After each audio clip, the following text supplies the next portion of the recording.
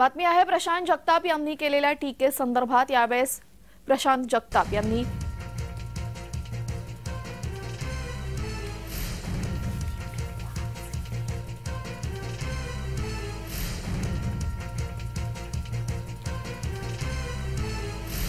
अजित पवारांविरोधात अपशब्द वापरले, गोत्यात आले।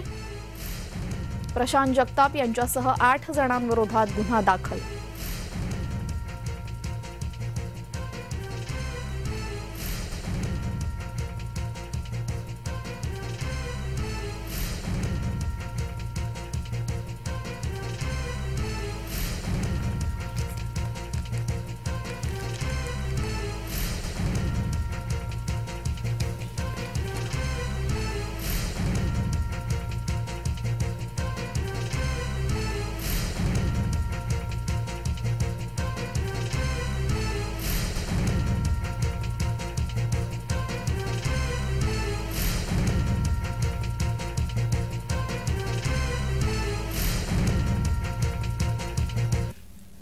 अजित पवारांविरोधात अपशब्द वापरले आणि गोत्यात आले। प्रशांत जगताप यांच्यासह 8 जणांविरोधात गुन्हा दाखल।